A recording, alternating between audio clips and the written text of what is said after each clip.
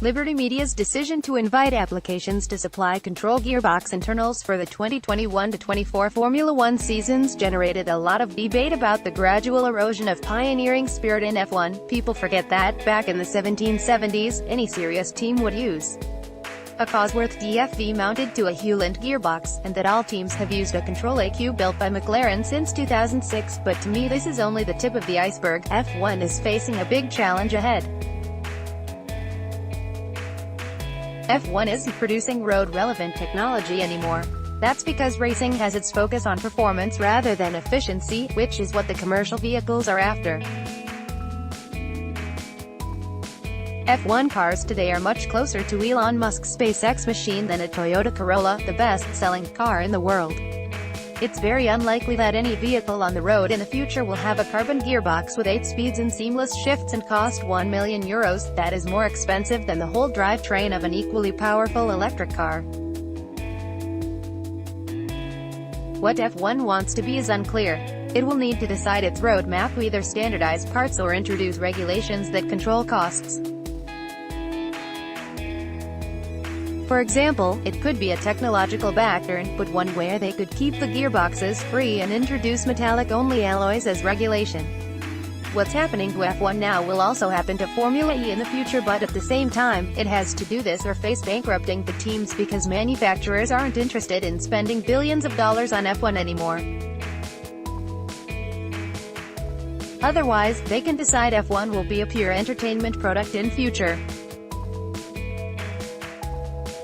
It can be an excellent sport and entertainment package like NASCAR, for example, but it's in a transition period where it cannot cut the technology, otherwise it has no reason to exist. In the long term, it will have to go with a cheaper car to be more financially viable and entertaining for fans, because then the teams are closer together. F1 is trying to reinvent itself and downsize the average team in the process. How it does this and adapts to new technology is at the center of the debate. If F1 wants to be technologically relevant, it has to shift away from being an automotive technology formula to a broad technology formula. Like Formula E, it will need to find areas in which technological development is commercially relevant and open those up so the manufacturers can invest there and make a product that will improve technology in the world.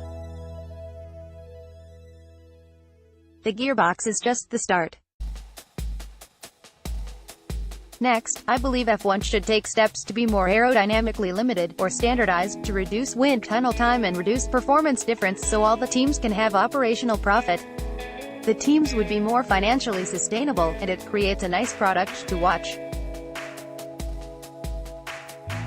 But this will not be an easy roadmap to follow, and the longer it takes, the more damaging it will be.